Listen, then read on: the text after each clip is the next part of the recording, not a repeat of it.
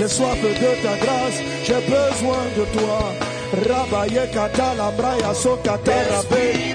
Rabrayaba, shebraya kata rabraya so. Rebrayaza, shabraya brada sloria dabra. So kataria, rekatara babrada soroba. Shabrayada, labraya kata rabrada slo. Labrayada babasha, shakataria dabrada sloria dabra. Saint-Esprit,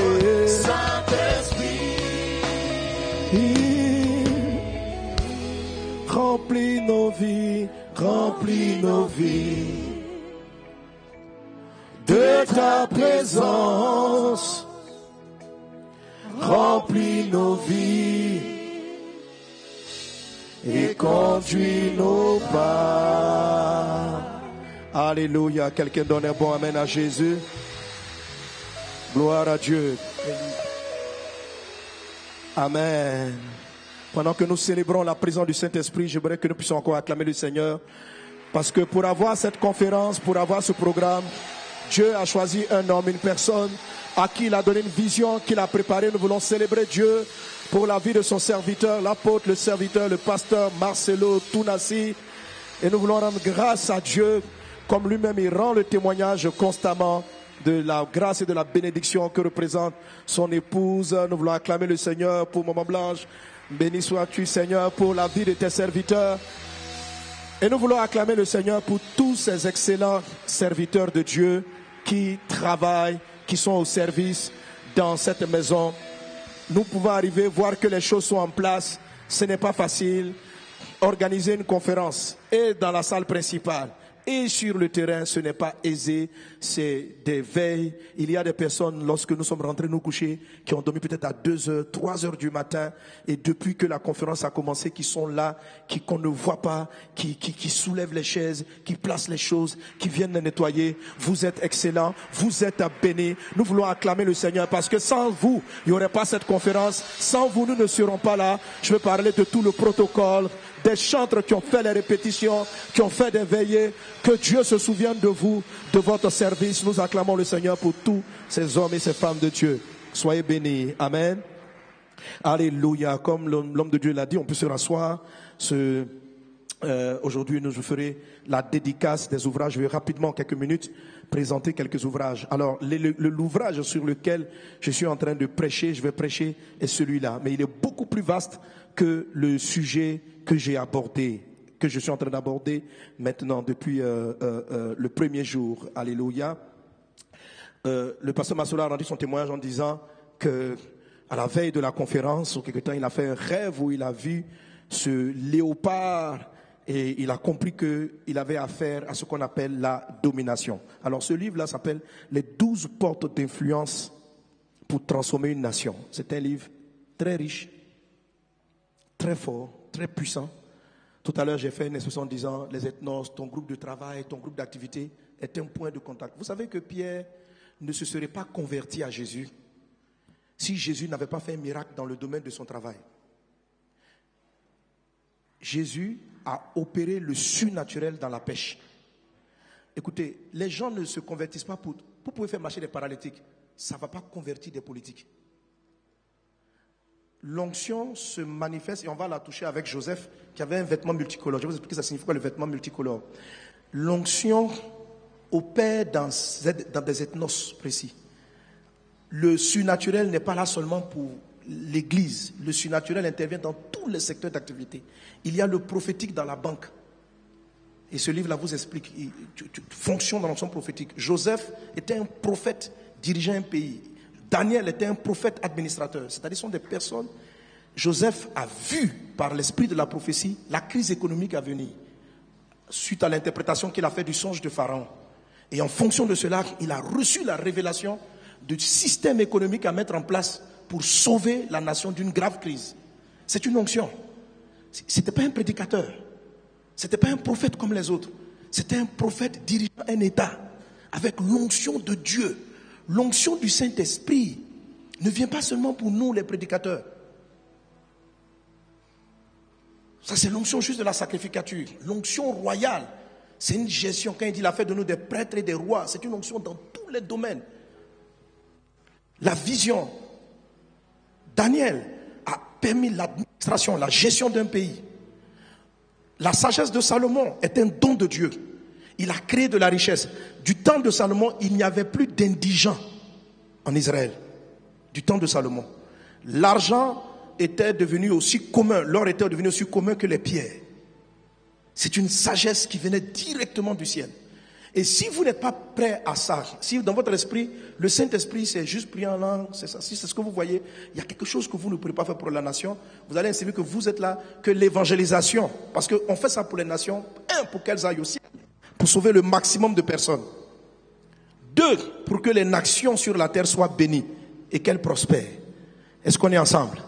Alléluia. Or, Jésus a dû rentrer dans le domaine de la pêche pour aller trouver son apôtre Pierre.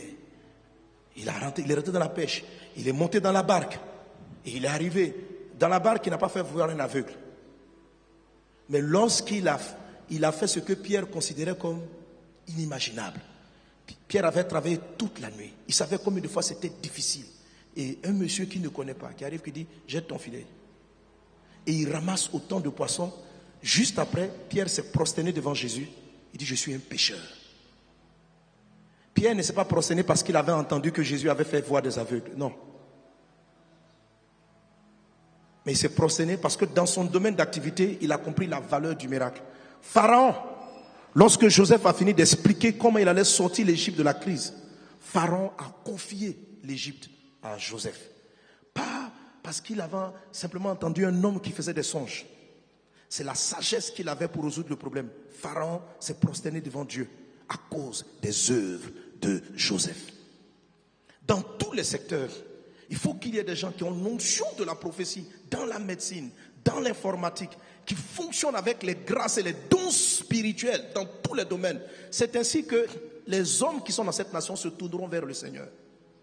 Ils se prosterneront devant Jésus. Prêchez comme vous voulez. Un chef d'État ne va pas se convertir pour notre type de prédication. Il va se convertir lorsqu'il verra la gloire de Dieu par rapport aux problèmes auxquels il est confronté. Et il est confronté à des problèmes de gestion. Et il y a parmi nous dans ce lieu. Et pendant que je vais parler, la puissance de Dieu va se relâcher. Quel que soit votre domaine. L'onction dont je parle, Saint-Esprit vient. Il ne s'agit pas simplement du Saint-Esprit pour mieux faire ce que vous faisiez avant. Pour mieux prophétiser dans l'église. Non, c'est pour prophétiser dans la banque. C'est pour prophétiser dans la pharmacie. C'est pour prophétiser dans la médecine. C'est pour utiliser l'ensemble des dons spirituels dans tous les domaines dans lesquels Dieu vous a appelé. Chaque homme, je vous explique dans cet ouvrage que chaque homme en lui, il y a 12 formes d'intelligence. Et vous avez, j'explique dans cet ouvrage les 12 formes d'intelligence. Vous avez en vous 4 formes d'intelligence majeures.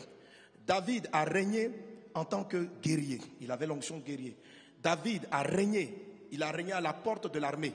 Il a influencé. Il y a 12 portes. Les portes de l'armée. La porte de la musique avec les psaumes.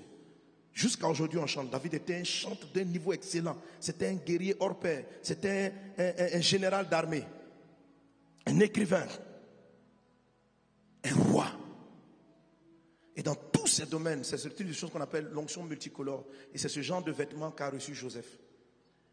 Et le Saint-Esprit qui est répandu sur nos vies, sur toute chair, est une forme d'onction multicolore. Dans tous les domaines, il faut simplement que vous ouvrez. Vous allez être surpris de voir, si vous laissez le prophétique rentrer dans votre quotidien, rentrer dans votre maison, même une ménagère, il y a l'onction pour être, il y a une onction pour être papa, il y a une onction pour être maman.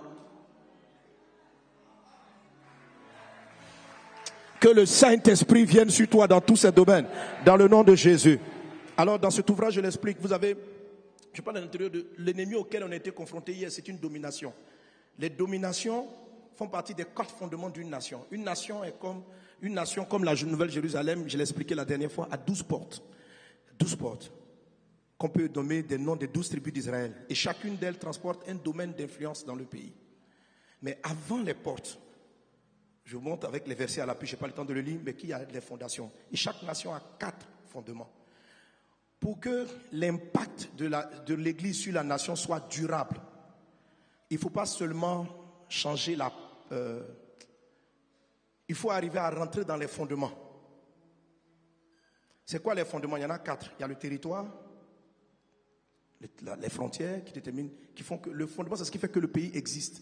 On parle de la RDC. Parce qu'on peut délimiter la RDC et faire une différence entre la RDC et les pays voisins. On parle de la RDC, on parle de la RDC parce qu'à l'intérieur, il y a un peuple et de personnes qui se reconnaissent cette nation. C'est un des fondements de la nation. Et toutes ces choses-là, je les explique, dans l'ouvrage, j'explique comment les atteindre, pourquoi il faut les atteindre. Il y a 2 éléments qui nous intéressent en particulier, nous les chrétiens, 2 fondements, ce qu'on appelle les dominations des pays. C'est nous. La Bible dit quand les fondements sont renversés, que ferait le juste? Il y a des pays où les fondements même de la nation sont iniques. Ça veut dire qu'il y a des textes de loi qui régissent la nation qui sont méchants.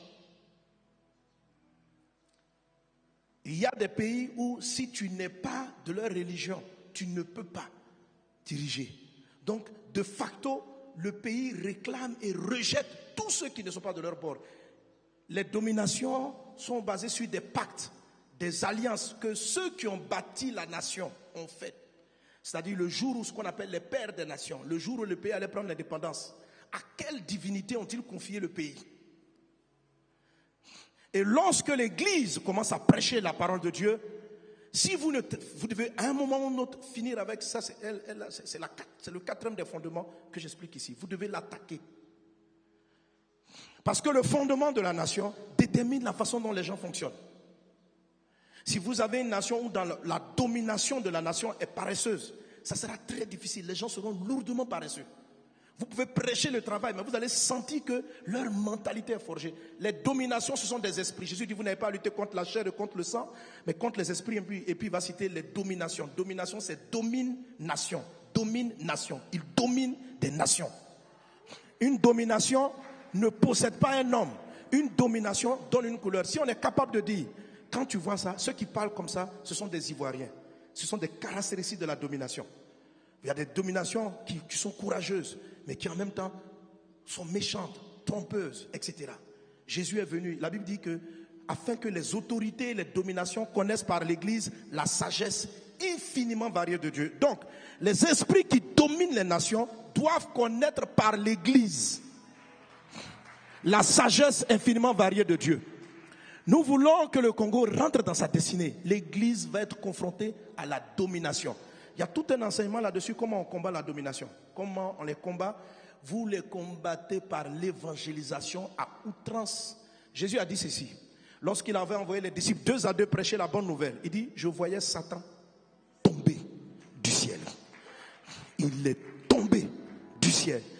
Une domination n'est pas sur la terre, une domination contrôle l'environnement du pays. Quand vous lisez le livre de Daniel, vous voyez Daniel dit, j'ai vu un lion, des animaux, des dragons en train de se battre. Chaque nouvelle nation qui venait avait un symbole, qui est un animal, mais qui n'est pas vraiment un animal, c'est une forme de dragon, c'est ça la forme de domination. Donc quand on vient dire comme ça, le Congo, c'est les léopards. Mais pourquoi prendre des noms d'animaux? Pourquoi? Quand on te dit comme ça, Congo, Brazzaville, les diables rouges. Quel diable? Quel rouge?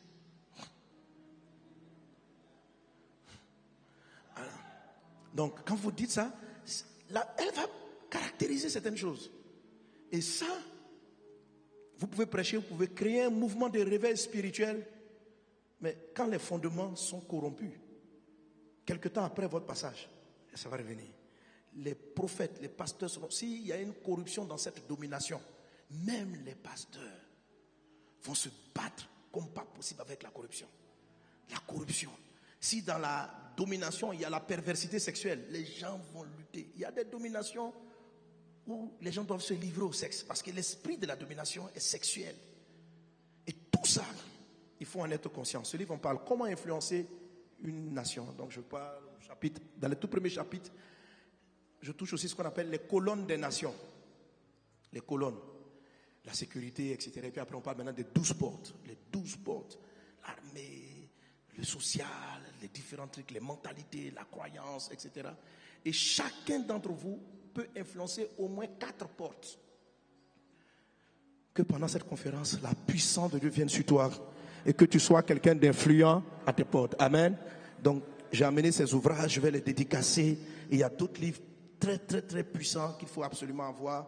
Ceux de la bénédiction, je vais parler tout à l'heure un peu de bénédiction. Amen. Vous avez toute une série d'ouvrages sur les bénédictions. Il y a aussi 12 bénédictions. Tout est 12, 12. 12 portes, 12 bénédictions. Amen. Il y a 12 grandes bénédictions et j'en parle ici. Il y a une bénédiction qui dit, les 12 bénédictions, vous les voyez en Deutéronome 28, il cite 12. Il dit, tu seras béni dans la ville, tu seras béni dans les champs. C'est-à-dire, c'est la bénédiction territoriale. Voilà. Un territoire, il faut le bénir. Amen.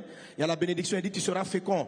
La productivité, tu dois être béni de la productivité. Il y a la bénédiction, il dit, tu seras béni à ton départ, tu seras béni à ton arrivée. Il y a toutes sortes de bénédictions. Il y a quelques-uns qui fonctionnent, sur les 12, il y en a qui fonctionnent avec 3. Il y en a qui ont la bénédiction de la fécondité, ils ont des enfants, mais ils n'ont pas la bénédiction, non, la bénédiction des enfants, c'est la numéro 2. La numéro 3, c'est ta corbeille et ta huche seront bénis. Quelqu'un qui a la numéro 3 peut jamais manquer à manger dans sa maison. Il n'est pas riche, mais il ne va pas connaître la dette. C'est une faveur. Il y a des familles qui sont comme ça. Elle est provoquée très souvent par la bonté des mamans, des papas vis-à-vis des pauvres. Quand vous aidez les pauvres, vous ne manquez de rien. C'est une faveur. Dieu déclare sur votre vie et vous ne pouvez pas connaître la pauvreté. Mais la personne n'est pas riche. La bénédiction numéro 3 ne donne pas la richesse. Et la numéro 9 qui donne la prospérité.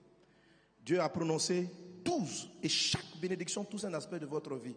Donc dans cet ouvrage-là, je présente comment on déclenche. Parce que Jésus a dit ceci. Paul dit ceci. Paul dit, il dit, en Christ, vous êtes bénis de toutes sortes de bénédictions en Jésus. Toutes sortes. Ça veut dire qu'il y a plusieurs sortes. Donc quand tu dis à quelqu'un, tu es béni, tu peux lui demander de quelle sorte. Amen. Alléluia. Que Dieu t'accorde les terres, que la faveur de Dieu soit sur toi. Voilà. J'ai beaucoup d'ouvrages, j'ai dit énormément. Et puis il y a celui-là sur la dimension de l'épouse. Amen. Voilà, c'est mon favori, c'est mon cœur. Si tu veux savoir pourquoi c'est mon cœur, il faut l'avoir. Donc tout à l'heure, on fera la dédicace. Que le nom du Seigneur soit béni. Quelqu'un acclame Jésus. Alléluia. Merci Saint-Esprit. Merci Seigneur mon Dieu. Amen, amen, amen. Je n'ai pas de... Je vois, c'est l'heure ou c'est le temps qui me reste? J'ai vu 10, 22. Ça veut dire quoi? Oh, c'est l'heure. D'accord. Quelqu'un acclame Jésus. Alléluia.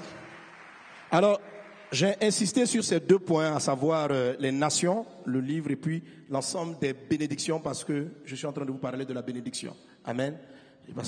Et mon thème, comme je l'ai expliqué avant-hier soir, c'est être ou devenir une bénédiction pour sa nation. Tu dois devenir une bénédiction pour ta nation. Alléluia. J'entends pas ton amen. J'entends pas ton amen. Alors, je vais t'inviter à ouvrir ta Bible avec moi et déjà te rappeler les choses qu'on avait dites la dernière fois. On voit dans le livre de la Genèse que Joseph, le fils de Jacob, est devenu une bénédiction pour toutes les nations. Joseph est devenu une bénédiction pour toutes les nations. Joseph a amené tout un pays païen qui ne croyait pas dans les Hébreux. Il les a amenés à croire, à se prosterner. On a vu dans le psaume 105 que Pharaon, les princes de l'Égypte croyaient en l'Éternel. Ils se sont tournés vers Dieu à cause de Joseph. Il a fallu 400 ans pour le diable, pour faire effacer ce que Joseph avait fait. Et la Bible dit qu'il est survenu un Pharaon qui avait oublié. Mais le travail que Joseph avait fait a eu un impact sur l'Égypte pendant au moins 400 années pour influencer la mentalité des pays, etc. Joseph est devenu une bénédiction. Et cet appel de Joseph n'est pas seulement réservé. Cet appel aussi t'est réservé. Alléluia.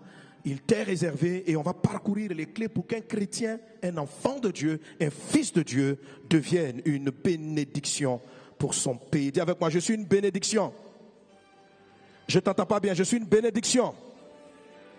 Alors ouvrons nos Bibles dans le livre de la Genèse, le chapitre 37, à partir du verset 1. Alléluia. Il est dit, Jacob demeura dans le pays de Canaan où avait séjourné son père. Donc je veux que vous notiez bien donc les expressions, merci de vous lever. Je reprends la lecture. Jacob demeura dans le pays de Canaan où avait séjourné son père. Voici la postérité de Jacob. Point. Joseph. Alors hier, avant-hier, je vous ai fait la remarque que quand on vous dit voici la postérité d'une personne, on s'attend à ce qu'on cite tous les enfants de Jacob. Mais la Bible dit voici, ça veut dire je vais vous indiquer. Voici, ça veut dire je vous montre. Voici, ça veut dire je vous oriente vers la postérité de Jacob. Point. Et puis on ne parle plus des autres. On cite une seule personne, Joseph. Joseph avait 17 ans, faisait paître le troupeau avec ses frères. Cet enfant était auprès des fils de Bila et de Zilpa, femme de son père. Et Joseph rapportait à leur père leurs mauvais propos. Israël aimait Joseph plus que tous les autres fils, parce qu'il l'avait eu dans sa vieillesse. Il fit une tunique de plusieurs couleurs. Ses frères virent que leur père l'aimait plus que tous et ils le prirent en haine. Ils ne pouvaient lui parler avec amitié. Verset 5. Joseph eut un songe et il le raconta à ses frères qui le haïrent encore davantage. Il leur dit, écoutez donc ce songe que j'ai eu. Nous étions à lier des gerbes au milieu des champs et voici ma gerbe se leva et se tint debout et vos gerbes l'entourèrent et se prosternèrent devant elle. Ses frères lui dirent, est-ce que tu régneras sur nous? Est-ce que tu nous gouverneras? Et ils le haïrent encore davantage à cause de ses songes et à cause de ses paroles. Il eut encore un autre songe et il le raconta à ses frères. Il dit, j'ai eu un songe, j'ai eu encore un songe et voici le soleil, la lune et 11 étoiles se prosternaient devant moi. Et il le raconta à son père et à ses frères. Son père le réprimanda et lui dit, que signifie ce songe que tu as eu? Faut-il que nous venions, moi, ta mère et tes frères se prosterner en terre devant toi? Ses frères eurent de l'envie contre lui, mais son père garda le souvenir de ces choses. Les frères de Joseph étant allés à Sichem pour faire paître le troupeau de leur père. Amen. On va s'arrêter là. On peut acclamer la parole du Seigneur et se rasseoir. Alléluia. Gloire à Jésus. Amen. Alors, être ou devenir une bénédiction pour sa nation et même au-delà pour les nations. C'est un thème que j'ai souvent abordé, l'histoire de Joseph, mais l'Esprit m'a conduit à présenter les différents points à l'intérieur de la vie de Joseph en 12 tests. C'est-à-dire, Joseph a validé un certain nombre de choses.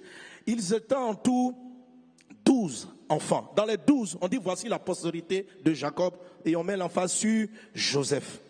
Donc, qu'est-ce que Joseph a accompli? Il a fait pour qu'au milieu de tous ses frères, il soit celui qu'on appelle qui transporte la postérité. Ce test, ce sont des choses qui vous qualifient ou qui vont vous disqualifier ou qui vont faire que vous ne serez pas prêts à ce que Dieu, à recevoir l'onction, la force, la grâce de Dieu pour devenir une bénédiction sur votre nation. Vous aurez dans l'élévation à combattre des dominations. Il y a des choses que vous devez avoir et on va les voir tout à l'heure. Il y a des choses pour lesquelles Dieu vous forge. Vous êtes ici à l'église en train d'être formé, forgé par le Seigneur pour devenir une bénédiction pour les nations. Dieu est sur le point d'accomplir toutes les prophéties qu'on a dites sur toi. Tu as entendu déjà une révélation que tu allais être élevé, vrai ou faux? Tu as entendu déjà une bénédiction que tu es un instrument entre les mains de Dieu et c'est vrai. C'est réel. Plusieurs ont entendu que Dieu a dit, je mettrai dans ta main des ressources, et tu seras un grand financier pour le royaume de Dieu. Il y en a certains qui ont entendu, tu ouvriras des écoles dans tout le Congo et je te ferai avec toi. Il y en a qui ont entendu de Dieu, je te bénirai, tu auras des compagnies d'avions. Ils ont entendu ces choses-là. Mais entre le moment d'être appelé et le moment de réaliser l'appel, il y a un certain nombre de choses. Jésus est venu pour sauver l'humanité, mais la Bible dit dans le livre de Matthieu chapitre 4 que l'Esprit Saint a pris Jésus, l'a emmené dans le désert pour qu'il soit tenté.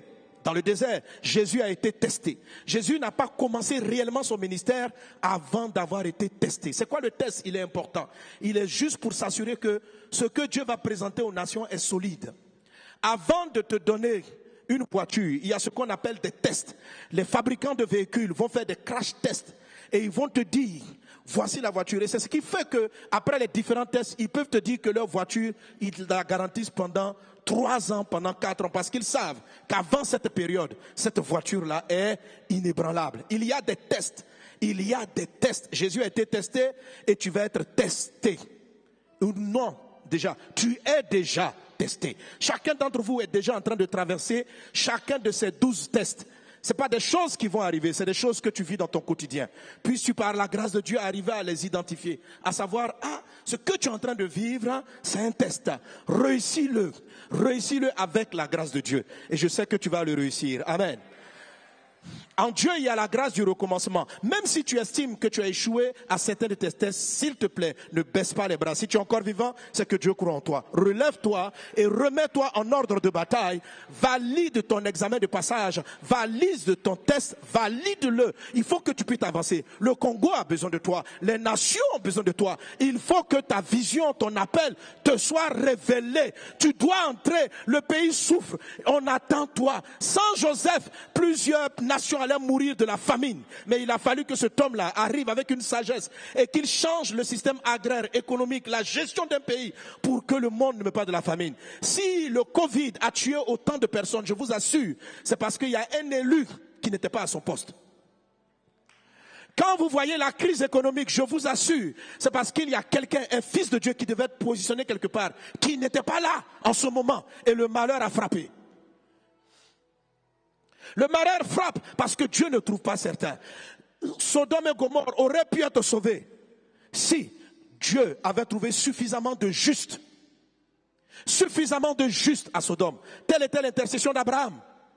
Mais il n'a pas trouvé suffisamment de justes. Que dit les Écritures? La Bible dit, on le cite depuis le début, vous êtes le sel de la terre. Vous êtes le sel de la terre. C'est quoi le sel? Le sel, comme vous le savez, et on le connaît aujourd'hui comme cela, pour celui qui donne du goût à la sauce, qui revalorise les aliments. Mais le sel, dans le passé, n'était pas utilisé seulement pour revaloriser, pour donner du goûter aux aliments. Le sel est l'élément que nos parents, avant les réfrigérateurs, utilisaient pour conserver les aliments. Dans les endroits où il n'y a pas d'électricité, on prend le sel, on prend le poisson, on prend la viande et on la met dans le sel. Et quand elle est dans le sel, elle ne pourrit pas. Alors, du temps de Jésus, il n'y avait pas de réfrigérateur. Quand Jésus dit vous êtes le sel, il n'est pas en train simplement de parler du goût. Il est aussi en train de parler que c'est vous qui empêchez la terre de pourrir. C'est vous qui empêchez la terre de devenir de plus en plus mal. Donc quand il dit vous êtes le sel, il faut voir l'époque. Il n'y a pas de réfrigérateur. Le sel ne sert pas simplement à donner de la saveur aux aliments, mais le sel servait à la conservation des aliments. Notre monde est sous la puissance du malin. Il est en train de pourrir. Jésus dit, si le sel perd sa saveur, avec quoi la lui rendra-t-on? C'est-à-dire que si le sel ne permet pas, si le sel n'arrive pas à arrêter la putréfaction d'une nation, c'est que l'Église est inutile. Si malgré la présence des chrétiens, le mal devient de plus en plus, au lieu de vous plaindre, quand nous nous plaignons des politiciens, Dieu se plaint de nous. Les politiciens qui ne connaissent pas Jésus sont ce qu'ils sont. Ils vont faire la pourriture. Ce n'est pas lui le sel, c'est toi. La question à te poser, qu'est-ce que toi tu as fait pour empêcher que le ministre soit corrompu? Est-ce que vous savez que peut-être qu'il y a quelqu'un qui devait être assis au bureau du ministre le jour où il était en train de faire son détournement, une sœur en crise devait être là pour lui dire, pour prier pour lui parce qu'elle savait le projet qu'il allait faire, intercéder pour lui et le conduire dans la bonne voie. Il y a une jeune fille qu'on appelle une nounou qui a mis la paix entre Israël et la Syrie. Elle a simplement dit à son patron, dans cet ouvrage, les 12 portes, j'exprime même qu'une servante à la maison a une porte d'influence. Un chauffeur de voiture a une porte d'influence. Il faut une onction de Dieu. Si Dieu t'appelle à conduire la voiture, vas-y. Tu peux empêcher une guerre. Par une petite parole, tu vas dire au chef de l'État que tu conduis, qui peut l'amener à revisiter sa pensée. Cette jeune fille a dit à son patron, il y a quelqu'un dans mon pays. Et le fait que Naaman ait rencontré Élisée a changé sa manière de voir. Ça l'a amené à se convertir lui-même et à empêcher la guerre. Vous êtes tous choisis par Dieu pour être du sel, pour être des influents, des personnes qui peuvent empêcher les crises, les guerres. Chaque fois que vous voyez un mal qui s'est produit, il y a un enfant de Dieu qui n'était pas là pour empêcher le mal de s'installer. Quand nous nous plaignons des pays, Dieu se plaint de nous, l'Église. Il ne se plaint pas des dirigeants parce qu'ils sont ce qu'ils sont. Quelqu'un qui n'a pas cru en Jésus, vous voulez qu'il se comporte comment? Quelqu'un qui ne marche pas avec Dieu, comment vous voulez vous attendre? Le président il est injuste, il favorise un tel, tu veux qu'il fasse quoi s'il n'est pas né de nouveau? Il agira, les chefs, ils vont agir selon leur père. Jésus a dit, il dit, vous faites les œuvres de votre père.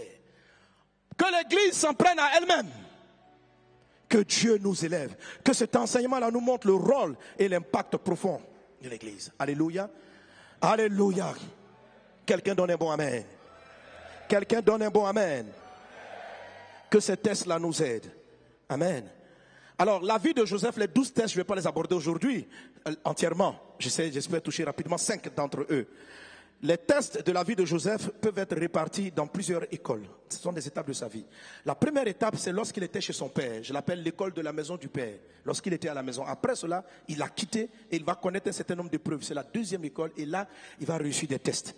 La troisième, c'est lorsqu'il va se retrouver dans la maison de monsieur Potiphar. Il va avoir certains tests. La quatrième, c'est lorsqu'il va se retrouver en prison. Il va avoir un certain test. Et quand Dieu va valider le dernier test, le test de la patience et un certain nombre de choses, du jour au lendemain, Joseph ne savait pas que dans chacune de ces écoles, il était en train d'acquérir le cœur, la compétence. Pourquoi il est devenu premier ministre? Voici la phrase que Pharaon prononce lui-même. Il dit, d'abord, à la maison du Père, Joseph avait reçu le don des prophéties et des révélations. À l'église. Il avait déjà des songes, il avait une onction prophétique. La maison du Père, c'est la vie de l'église, la maison de Dieu. Notre Père. C'est ça la première école. Et Joseph, lorsqu'il arrive là-bas, c'est là-bas qu'il a commencé à avoir des songes. C'est là-bas qu'il a dû commencer à avoir le don d'interpréter les songes. Et lorsqu'il arrive chez Potiphar de manière injuste, c'est là qu'il apprend la gestion. Joseph n'était pas un agricole. On a lu dans le passage de Genèse 37 que Joseph paissait les troupeaux de son père. Joseph était un berger. Mais il a fini par devenir un économiste, un ingénieur agronome expert, un organisateur. Les domaines que vous avez appris dans la maison de votre père ne sont pas ceux par lesquels forcément vous allez régner. Tu peux rentrer à l'école en tant qu'infirmier, mais tu vas régner dans le monde de la politique. Je veux dire, ton métier est une école pour ce que tu vas faire, mais ce n'est pas forcément ce que tu vas faire. Faites très attention. Amen. Amen. L'appel des œuvres que tu vas faire est établi par Dieu avant même ta naissance. Il dit ceci à Jérémie. Jérémie était un sacrificateur. Jérémie chapitre 1 verset 1. Jérémie fils de Hilkija, sacrificateur. Jérémie était sacrificateur. Mais quand Dieu se rencontre en lui, il dit, avant que tu ne naisses, je te connaissais, je t'avais établi prophète. À ta naissance terrestre, on t'a établi sacrificateur. Tu as été à l'école de la sacrificature. Mais moi, mon appel pour toi, c'est le prophétique. Avant, tes parents t'ont formé sacrificateur. Moi, je t'ai appelé prophète. C'est pourquoi Romains 8 dit, ceux qu'il a connus d'avance, il les a aussi appelés, ceux qu'il a connus d'avance. L'avance, c'est avant d'être formé dans le sein de notre mère. Tu existais dans la pensée de Dieu, dans l'infini de Dieu. Vous ne commencez pas votre existence quand vous arrivez sur la terre. Tu ne commences pas ton existence quand tu es sur la terre. Dieu connaît ton destin, ta vie. Lorsque l'ange vient rencontrer Zacharie pour lui annoncer la naissance de Jean, maman Élisabeth n'est même pas encore enceinte. Et puis il lui donne le prénom de son fils. Il lui dit quel est son chemin de route. Donc Dieu le connaissait d'avance, avant qu'il ne soit formé dans le sein de sa mère. Dieu dit tu vas avoir un fils, il s'appellera Jean. Il est comme ceci, il est comme cela, il est comme ceci, il est comme cela. Il lui a donné ses caractéristiques. Voilà ce qu'il peut faire, voilà ce qu'il ne peut pas faire, etc. Et c'est après qu'il est forgé dans le ventre de sa mère. Toi aussi c'est pareil. Avant que tu ne sois formé, on t'avait établi. Les 12 tests visent à ce que tu rentres dans ton établissement. Tu rentres dans ce vers quoi Dieu t'appelle. Tu peux te former comme pasteur, fini prophète, fini économiste. Tu n'as aucune idée. Personne ne connaît clairement sa destinée. On ne sait pas exactement les bonnes œuvres que Dieu veut que nous fassions. C'est quelque chose de flou. Parce que lorsqu'on rentre dans le sein de notre mère et qu'on est forgé, on ne connaît que ce que les gens qui nous ont vus disent de nous. Et Dieu va prendre ce temps-là pour laisser parler parce qu'il n'est pas pressé de faire jaillir qui tu es. Lorsque ta véritable étoile, ton vrai appel est su trop tôt, tu subis des attaques pas possibles. Jésus était à peine né. Les mages ont vu son étoile. Quand Hérode a appris que l'étoile était née, il a fait massacrer tous les enfants. Hérode avait plus peur d'un appel que d'une réalité. Juste une étoile, il avait peur d'un bébé. La vision que tu transportes, tu n'as aucune idée de ce que c'est. Tu es combattu dans la vie, tu te bats contre la pauvreté. Tout ça, ça fait partie des 12 tests. À cause de ce qui est en toi. Les défis que tu rencontres dans ta vie, dans ton foyer, avec tes enfants, les problèmes, la maladie de ton fils contre laquelle tu es en train de lutter, tu pries pour qu'il soit guéri, la stérilité que tu bats, tout ça, ça fait partie de l'école, de ce qui t'amène vers la réalisation du domaine dans lequel tu vas bénir ta nation. Tu es une bénédiction pour la nation. Ne te sous-estime pas. D'esclave en Égypte, de boy à la maison, Joseph est devenu la personne la plus puissante en Égypte. Tu n'as aucune idée de ce que Dieu va faire avec toi. Quand je te regarde, je vois la grandeur. Je vois la grandeur. Je vois l'influence. Et je le déclare sur ta vie. Dans le puissant et précieux nom de Jésus.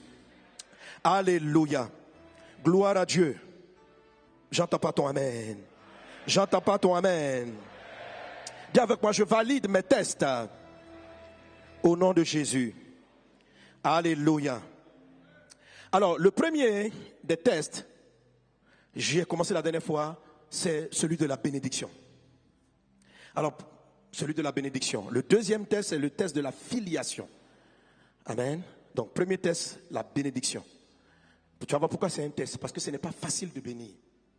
Alléluia. Ce n'est pas facile de réussir la bénédiction. Mais c'est ce à quoi nous avons été appelés. Le deuxième test, c'est le test de la filiation. Il y a un test qui va mettre en épreuve ta capacité à rester fils du Père, et à rester fils de ton Père spirituel que Dieu t'a envoyé sur la terre. Ce n'est pas évident. Ce n'est pas évident. Tous sont des enfants biologiques de Jacob. Mais un seul a été appelé postérité. Il a réussi quelque chose que les autres n'ont pas réussi. C'est ce que j'appelle le test de la filiation. Il faut que tu réussisses ça. Il faut que tu comprennes très vite la personne ou les personnes avec qui Dieu te met en filiation. Et on va t'éprouver là-dessus. C'est une filiation que tu dois garder. Parce que l'héritage des nations n'est pas donné à tous. C'est donné au Père. Pour régner dans une nation, pour être influent, ce n'est pas une affaire simplement de compétences. Les nations appartiennent à Dieu et Dieu les donne à qui il veut. Il y a des gens à qui Dieu a donné. Tu dois descendre d'une descendance, pas naturelle, mais spirituelle, pour transporter. Jésus même devait descendre de David, parce que Dieu avait donné à David la royauté sur Israël. Dieu dit, c'était donné. Donc Jésus, Dieu a fait un forçage pour qu'il soit de la postérité. Vous savez que Jésus n'est pas de la postérité biologique de Joseph. C'est Joseph qui descend de David. Lisez les généalogies, ce n'est pas Marie. Mais il n'y a aucun sperme de Joseph qui a donné. Joseph n'a pas fécondé Marie. Mais Jésus a appelé fils de David. Pas par Marie parce qu'elle ne descend pas de David. C'est Joseph qui descend de David. Je veux dire une parenthèse à une personne, ne jouez pas avec l'adoption. L'adoption. Il y a des fois vous n'avez pas d'enfant. Mais il faut savoir que votre enfant, un enfant adopté peut être plus votre enfant que l'enfant de vos gènes. L'enfantement, la postérité dans la Bible n'est pas génétique seulement. Tes fils sortis de tes gènes peuvent ne pas être ta postérité.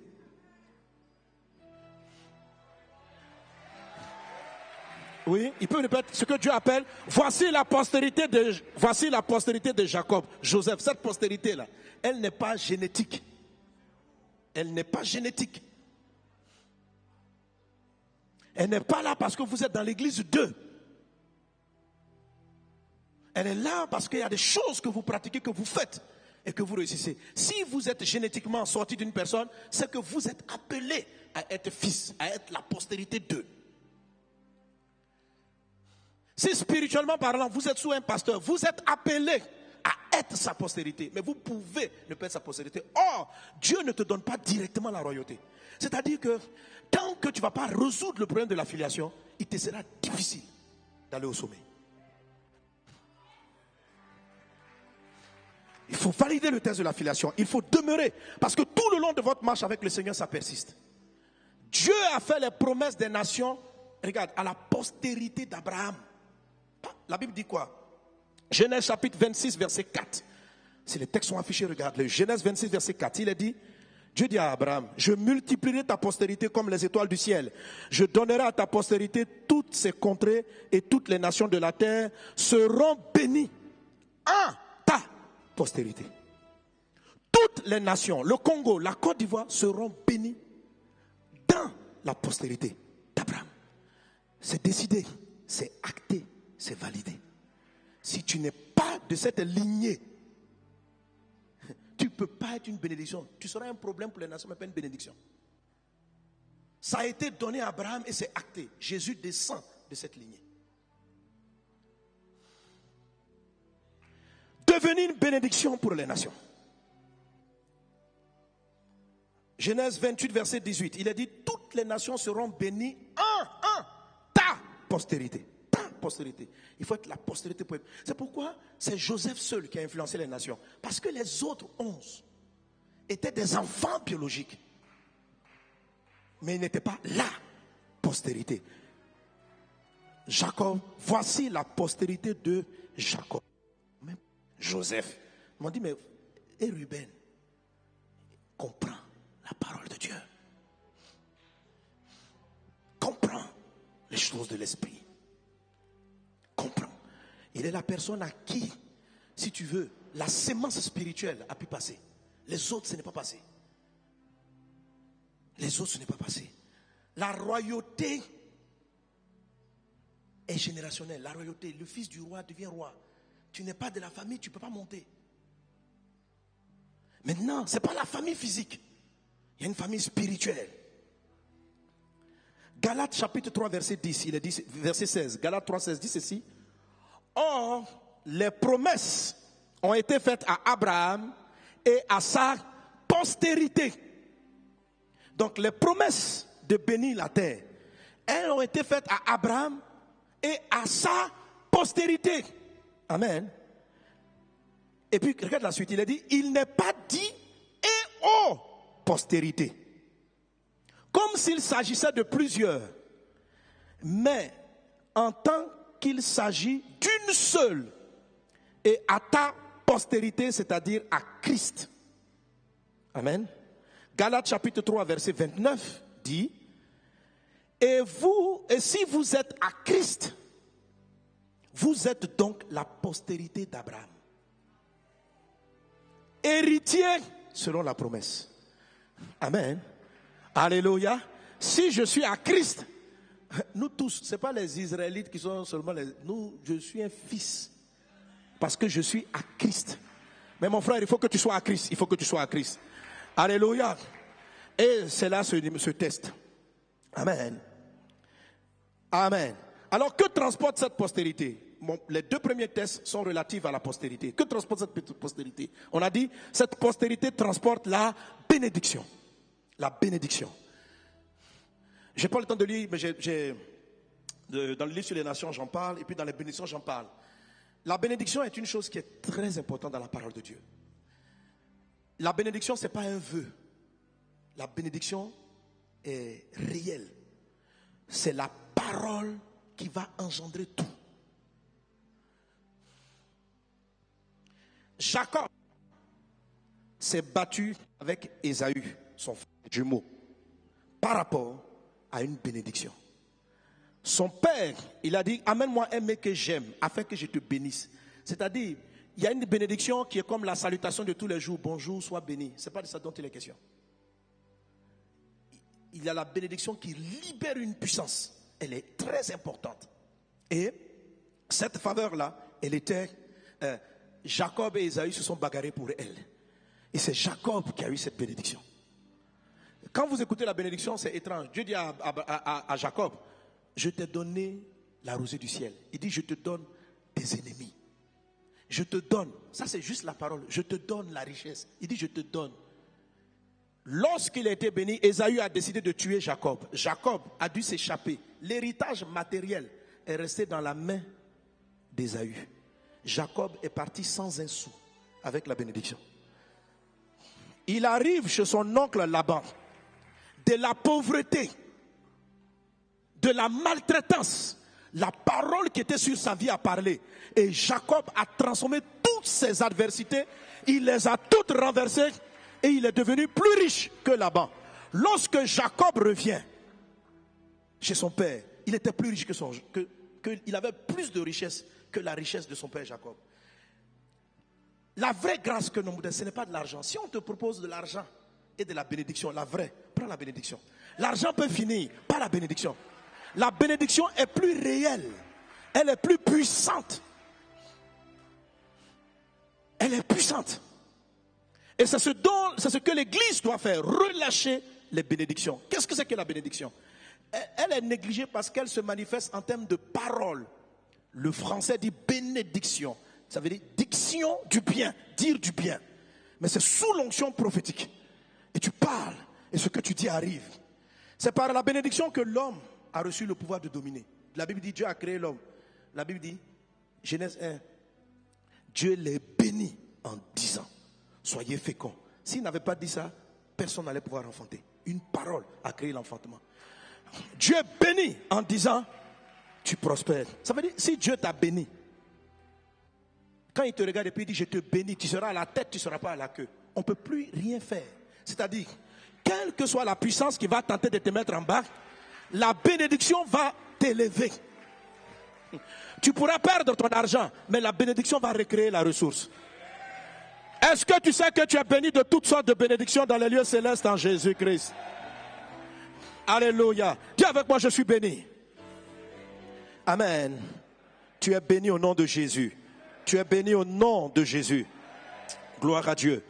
Alors, le test de la bénédiction consiste à faire en sorte de ne pas annihiler la bénédiction que tu es en Christ. Premièrement, il faut être en Christ. Il faut être la postérité de Christ. J'arrive là-dessus. Mais tu ne dois pas l'annihiler. Tu dois constamment la libérer. Pasteur Yvan, faisant référence à mon message, hier, a touché ce passage. Je veux qu'on lise Jacques chapitre 3, verset 9. Jacques chapitre 3, verset 9. Il est dit, par elle nous bénissons le Seigneur, notre Père, et par elle nous maudissons les hommes faits à l'image de Dieu. De la même bouche sortent la bénédiction et la malédiction. Il ne faut pas, mes frères, qu'il en soit ainsi. La source fait-elle jaillir par la même ouverture l'eau douce et l'eau amère? Il ne faut pas qu'il en soit ainsi. Bref, je m'arrête là. Alléluia. Amen. Et avant-hier, on a lu Proverbe chapitre 11, verset 11. La ville s'élève par la bénédiction des hommes droits, mais elle est renversée par la bouche des méchants.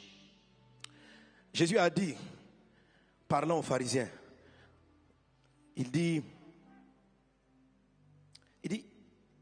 en Matthieu, je crois 14, il dit, il ne peut rien sortir de bon de vous, rien de bon, parce que c'est de l'abondance du cœur que la bouche parle. Le test de la bénédiction, c'est quel que soit le mal que je vois, que je vis, être capable de libérer des paroles de grâce. L'Église vous ne devez pas annihiler les faveurs que Dieu veut faire au Congo. Vous ne devez pas arrêter en étant rempli dans votre cœur par la colère, l'amertume que vous subissez. Dieu dit, la postérité d'Abraham va bénir les nations. Nous sommes appelés, l'apôtre Paul dit, je crois, l'apôtre Pierre dit en 1 Pierre 3, 9, il dit, vous avez été appelés à la bénédiction afin d'hériter la bénédiction. Est-ce qu'on est ensemble? Est-ce qu'on est ensemble? Donc, un chrétien qui arrête de bénir ne peut pas vivre son héritage de bénédiction. Tu es un héritier de bénédiction. Mais pourquoi la bénédiction ne se libère pas? C'est ta bouche qui l'annule. C'est-à-dire que notre bouche vient et puis elle dit, Congo est un grand pays. Le lendemain, on le casse. En même temps, on asphyxie ce qu'on a dit. Tu dois libérer et ne pas retirer ta parole. Nous sommes le sel de la terre parce que nous bénissons. Lis-moi, affiche-moi 1 Pierre chapitre 3, verset 9. Ah, je n'ai pas d'écran retour. 1 Pierre 3, 9.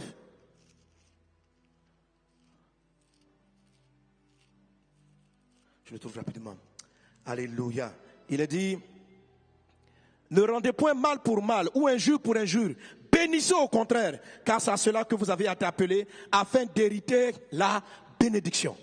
Frère, tout est créé par la parole. Au commencement était la parole. La bénédiction est une parole de grâce, est une parole favorable, c'est une parole positive que nous libérons de notre bouche en tant que juste, en tant que fils de Dieu.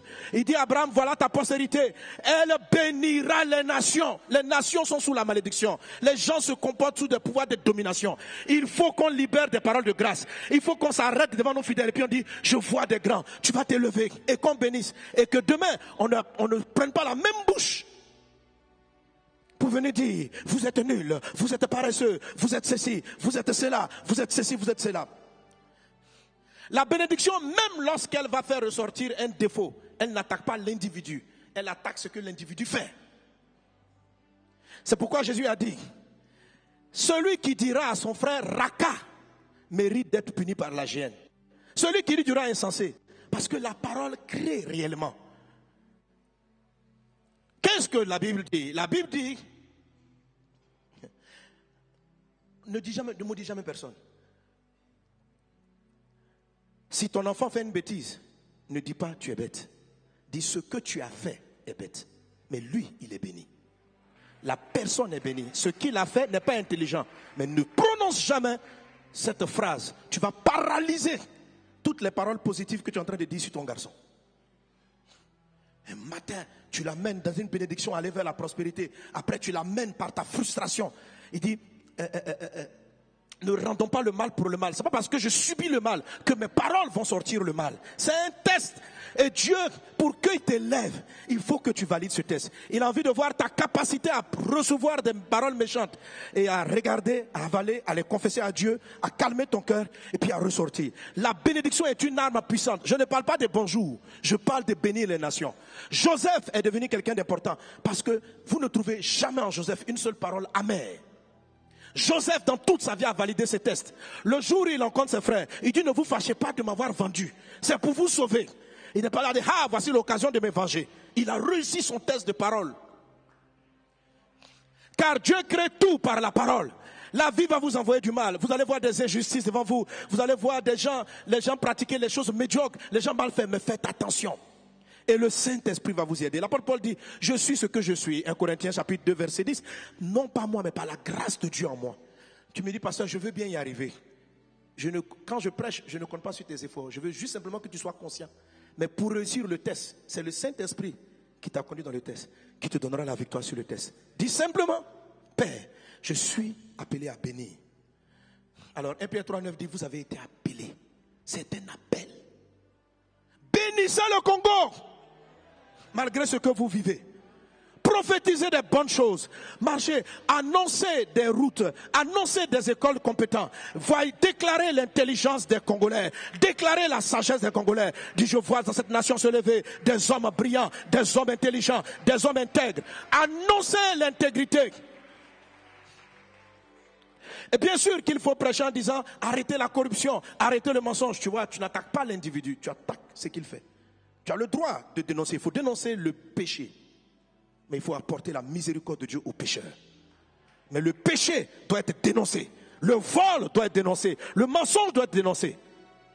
Mais les hommes sont des gens choisis par Dieu. La Bible dit quoi? 1 Timothée chapitre 4 verset 4. Tout ce que Dieu a créé est bon, pourvu que ce soit pris avec action de grâce. Tout ce que Dieu a créé est bon. Ça veut dire que Dieu a créé de bonnes choses. Mais tu ne verras pas la bonne chose. Tu verras la bonne chose en fonction de la manière dont tu la prends. Tout ce que Dieu a créé est bon. Donc si Dieu a créé les Congolais, c'est qu'ils sont bons. À condition que tu les prennes, en sachant rendre grâce à Dieu pour le bien qu'il a mis dans leur vie. 1 Timothée 4, 4. Tout ce que Dieu a créé est bon. Tout. Mais je connais un homme, il est paresseux. Dieu te dit, il est bon. Tu dis comment? Il dit, ça va dépendre. Pourvu que tu le prennes avec action de grâce. Que tu remarques en lui les qualités que je lui ai données et non pas les défauts seulement. Et que tu élèves ma grâce dans sa vie. Bénissez et ne maudissez pas, car vous avez été appelés à bénir. C'est comme ça qu'on bénit les nations. Alléluia. Joseph a réussi le test de la bénédiction. Dis avec moi, je suis béni. Et je bénis le Congo. Je bénis ma nation. Voilà, donc ne soyez pas comme les journalistes païens, ne vous laissez pas coloniser par eux qui passent le temps à critiquer. Nous sommes des prophètes, nous sommes des fils de Dieu. On n'est pas... C'est tellement facile de connaître les choses qui ne vont pas. La critique est la chose la plus facile. Tout le monde peut dire ce qui ne va pas. C'est tellement simple. C'est comme une paresse. Ah, ça ne va pas ici. Si les gens faisaient comme ça, les gens sont désordonnés. Tout le monde le voit. Mais c'est comment on arrive à mettre l'ordre. C'est ça le défi. Et ça, il faut le dire. Il faut regarder le désordre dans la ville et puis dire, je prophétise l'ordre ici. Il y aura de l'ordre dans la ville. Il y a un homme de Dieu que j'apprécie qui est décédé maintenant en Côte d'Ivoire. Il y avait un carrefour à Abidjan qu'on appelait le carrefour de la mort. Parce qu'il y avait toujours des accidents. Toujours des accidents. Dans la semaine, il y a au moins 1 ou 2 morts. Et Dieu lui a parlé. Il dit, arrêtez de donner ce nom, va bénir le carrefour. Il a pris une pancarte, il est arrivé une nuit, il a posé un acte prophétique, il a béni la rue. Et puis il a posé une pancarte, et puis il a appelé carrefour de la vie. Donc tous les gens qui passaient à ce grand carrefour l'appelaient maintenant carrefour de la vie. Et subitement, les accidents se sont arrêtés. Les malédictions combattent les pays. La malédiction de la pauvreté, la malédiction de l'abaissement combattent les nations. Et c'est le diable et les gens méchants qui sont derrière elles. L'Église doit prendre un autre son. L'église doit prendre un autre son. On ne doit pas surfer avec ce qu'ils disent. Laissez-les dire ce qu'ils ont à dire. La ville est relevée par la bénédiction des hommes justes. Elle est renversée par la bouche des méchants. Ne complétons pas leur bouche. Que Dieu vous bénisse. Test de la bénédiction. Test de la filiation. J'ai déjà commencé ce test. Alléluia. Alléluia. Donc ça, c'était le test de la bénédiction. Amen. Amen, amen, amen.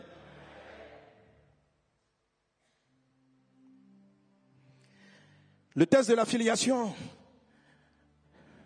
Pourquoi c'est Joseph seulement qui a appelé le fils? Proverbe chapitre 4, verset 3, Salomon dit ceci: j'étais un fils pour mon père, un fils tendre et unique auprès de ma mère. Salomon explique que David avait beaucoup d'enfants. Mais pourquoi c'est moi qui ai pris l'onction royale? Parce que j'ai été un fils pour lui. J'ai été un fils. Alors le test de la filiation, c'est d'abord, premièrement, nous héritons parce que nous sommes des fils de Dieu. La Bible dit tous ceux qui sont en Christ sont de la postérité d'Abraham. Alléluia. Alléluia. Amen. Nous entrons dans la bénédiction, dans l'héritage des nations, parce que Dieu a donné toutes les nations à notre Père de la foi, c'est-à-dire à Abraham. C'est la raison pour laquelle nous devons faire. Mais pourquoi tous les chrétiens ne règnent pas? Jésus pouvait dire aux pharisiens, aux juifs, en Jean chapitre 8, si vous étiez enfant d'Abraham, vous me connaîtrez. Vous n'êtes... Biologiquement, vous descendez d'Abraham, mais vous n'êtes pas ce que Dieu appelle sa postérité. Et l'apôtre Paul va expliquer, Galates chapitre 3, verset 29, que la postérité, c'est ceux qui croient dans le Christ. Alléluia. Amen. Ça, c'est d'abord le fait de naître. Mais le test de la filiation est très important. Jésus-Christ a été testé en ce qui concerne sa filiation avec le Père. Es-tu réellement fils de Dieu? Si tu es fils de Dieu, transforme la pierre en pain. Si tu es fils de Dieu, fais ceci. Si tu es fils de Dieu, pourquoi il demande si tu es fils de Dieu? Est-ce que transformer une pierre en pain peut rendre quelqu'un fils? Si je viens te dire, si tu es fils de, saute 3 fois. Toi aussi tu vas sauter? Est-ce que sauter, ça... C'est comme il y a des gens, leur femme leur dit, si tu es garçon, tape-moi. Et puis lui aussi, je vais te taper pour te montrer. Frère, on n'est pas garçon en frappant. Il y a d'autres signes de la masculinité. Est-ce qu'on est ensemble? Donc en disant à Jésus, si tu es fils de Dieu, transforme la pierre en pain, il était en train de le faire douter de qui il est. Je vous dis une chose qui va peut-être vous choquer, parce que c'est tellement fréquent. Parlez et marchez avec Dieu comme étant votre Père. Ne l'appelez pas tout le temps l'Éternel.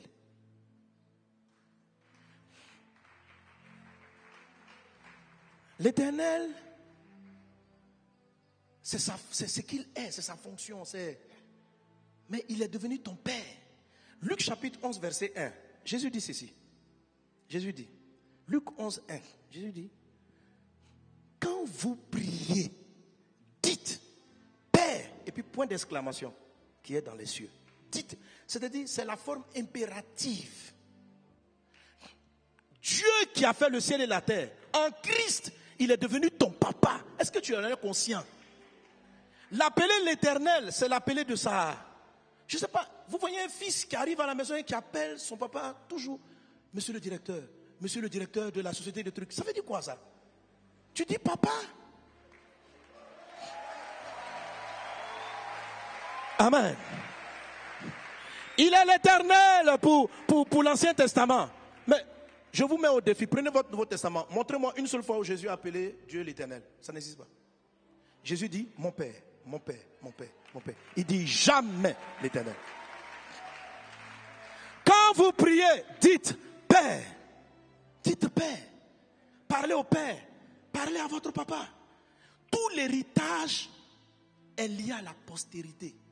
Donc quand vous voyez Dieu, tant que dans votre subconscient, Dieu sera lointain comme étant un directeur assis sur son ciel, vous allez vous approcher non pas de votre père, mais d'un roi, c'est votre subconscient qui est pollué en fait. Vous ne savez pas que vous allez régner parce que vous êtes ses enfants.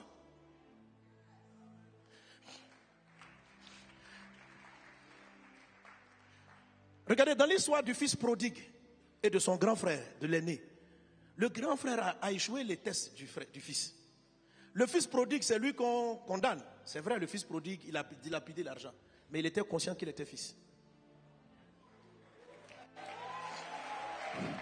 Le grand frère est resté à la maison, il a travaillé dans la maison.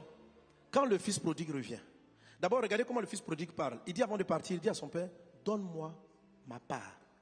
C'est-à-dire, tous tes biens sont aussi à moi. Pas parce que j'ai travaillé, parce que je descends de toi. La Bible dit, amen. Si nous sommes fils, nous sommes aussi héritiers, nous sommes aussi co-héritiers. Je suis en train de vous expliquer que l'influence des nations est une affaire de postérité. Ce n'est pas une affaire de je te choisis pour t'élever. On élève les fils.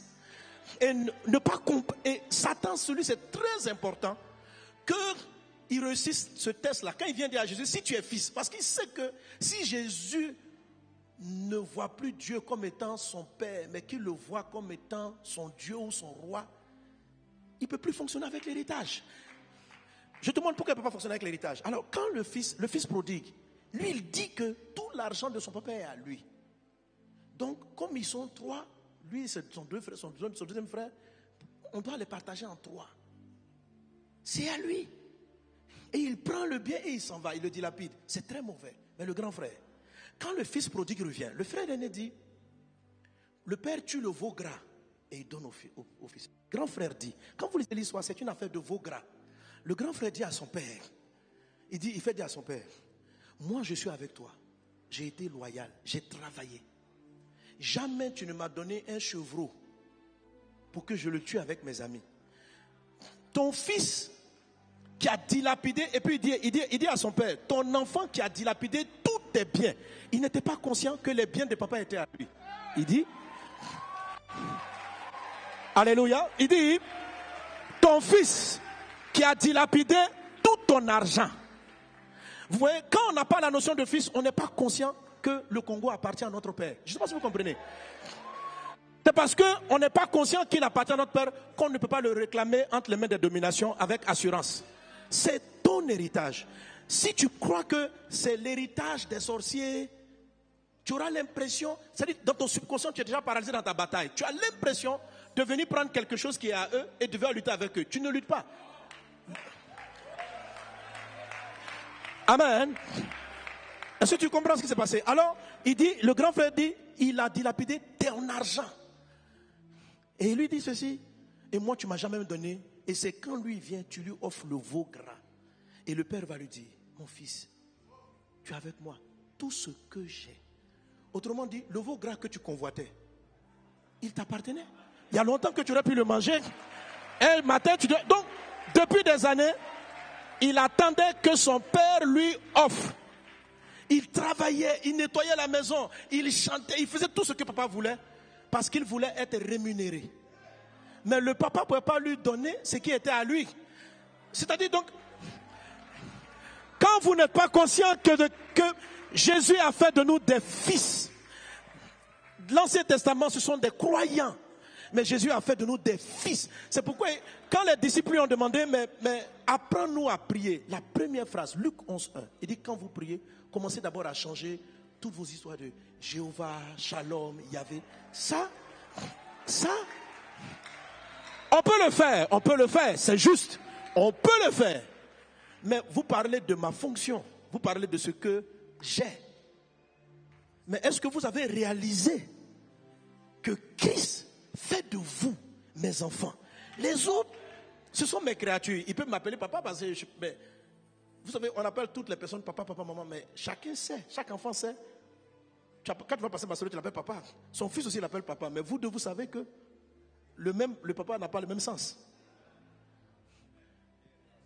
Le grand frère s'est privé. L'église se prive, combat mal, parce que sa conscience est souillée. Tite 1:5 dit, quand ta conscience est souillée, tous sont souillés.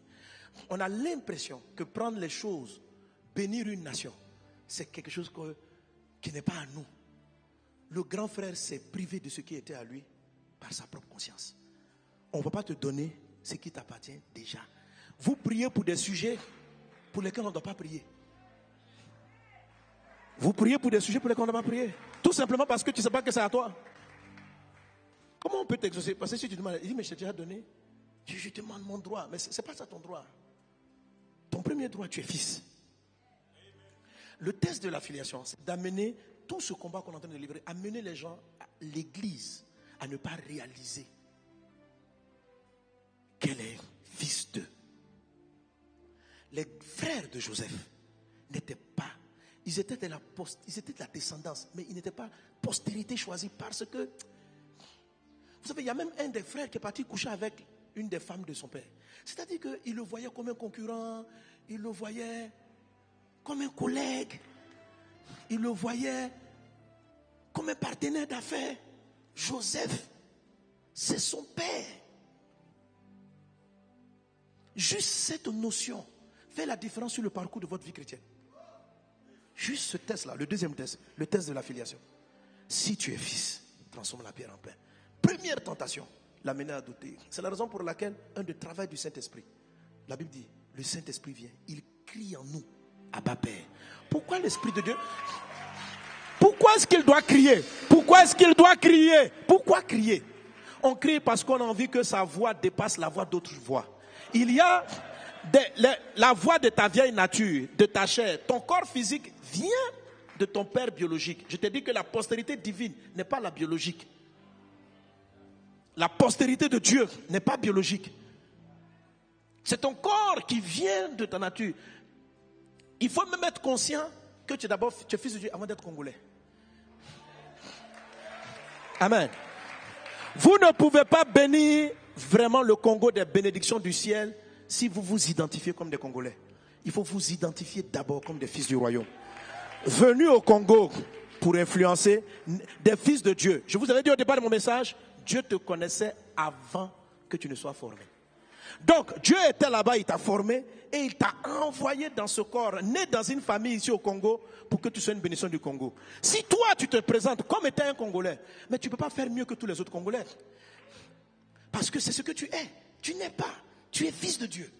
Moi j'ai des problèmes à dire. Quand je me dis, c'est quoi ta nation? J'ai des difficultés à dire que je suis ivoirien. Parce que je ne me sens pas ivoirien. Vous ne pouvez pas posséder les nations parce qu'un Congolais ne peut pas dominer en France. Parce qu'il est Congolais. Mais un fils de Dieu peut dominer partout.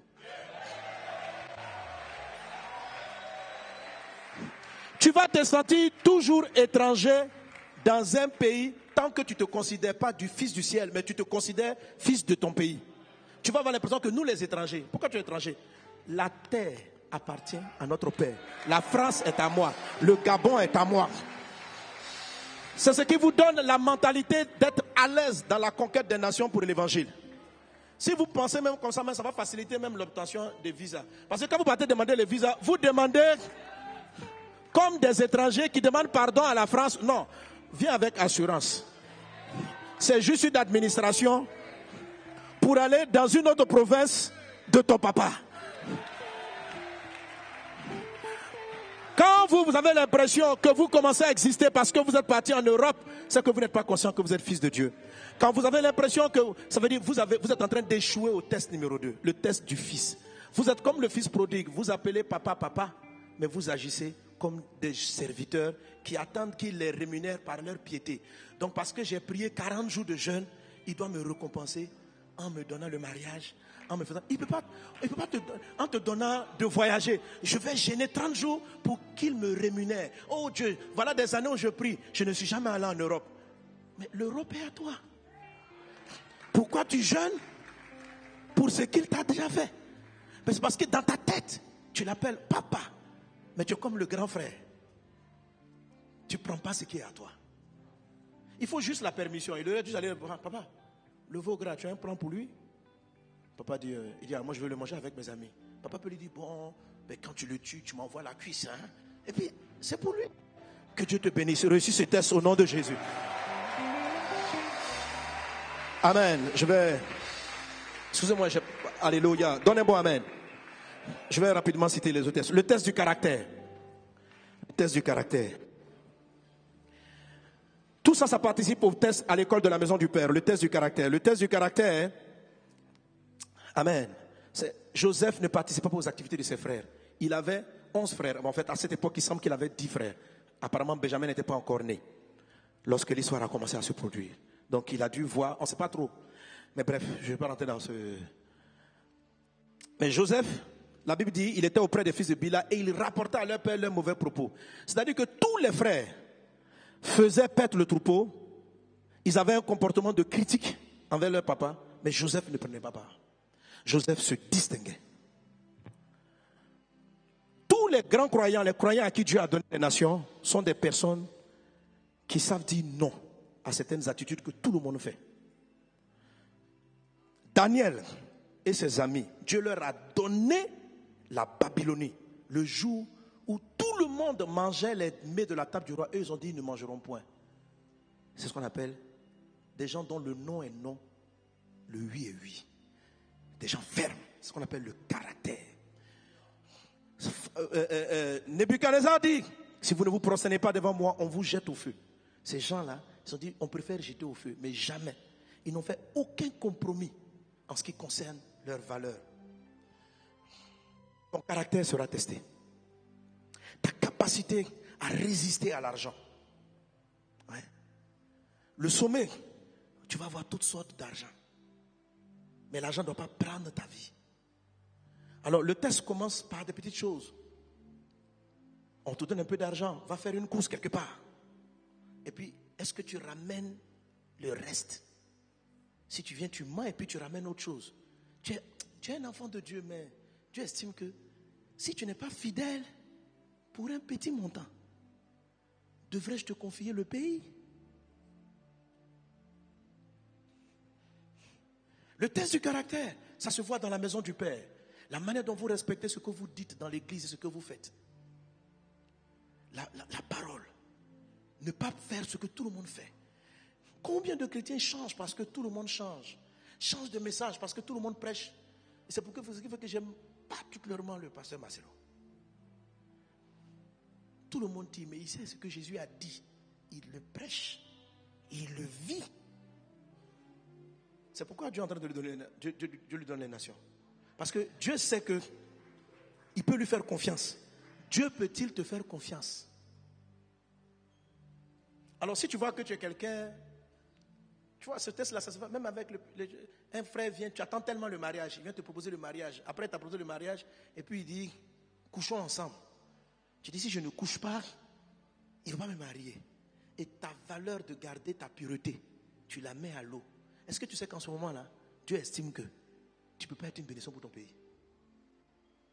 Il faut que tu réussisses ça. Il faut quand même, tu respectes qui? Ton père ou ton futur fiancé? Tu dois être capable de dire non, je ne coucherai pas. À cause de mon Dieu. Joseph s'est retrouvé devant Madame Potiphar.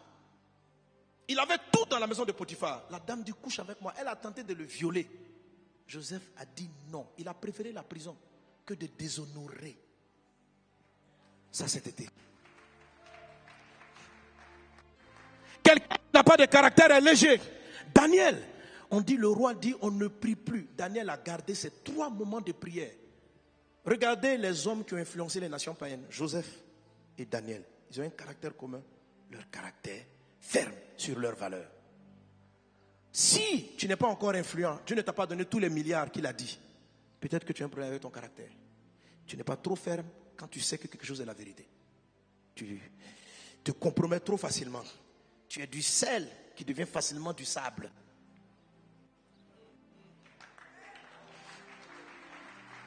Dis à un voisin, réussis le test du caractère. L'église doit réussir le test du caractère pour que Dieu nous donne les nations. Beaucoup de chrétiens, regardez toutes les institutions, il y a beaucoup de chrétiens là-bas. Mais pourquoi les choses ne changent pas? Parce que les gens n'ont pas de caractère. Tout le monde, la plupart cèdent devant la gloire et devant l'argent. La plupart cèdent. Sinon, beaucoup étaient à l'église et ils chantaient à la chorale. Ils chantaient à la chorale. Ils ont prié, ils ont lu la Bible. Mais quand ils sont arrivés, l'esprit... Satan n'a même pas peur que Dieu élève des gens qui n'ont pas de caractère. Parce qu'il sait qu'il va les corrompre. Il dit, offre-toi, je t'amène au sommet. Dieu veut t'amener au sommet, mais accompli. Je vais t'amener des femmes, les jolies femmes, tu vas voir, tu vas laisser. Tu seras infidèle tout de suite. Tu seras infidèle. Donc si tu n'arrives même pas à être fidèle, pendant que tu es dans la maison du Père, comment veux-tu qu'il te confie le pays? Si un petit démon arrive à triompher de toi ici, frère, ma soeur, ne tombe pas dans l'impudicité parce que tu as un grand destin. Ne vends pas le Congo à cause de quelques petits billets. Sois quelqu'un d'intègre, de droit. Quand tu fais du commerce, rends la monnaie, ne mens pas, sois vrai. Préfère aller au ciel que d'avoir beaucoup d'argent.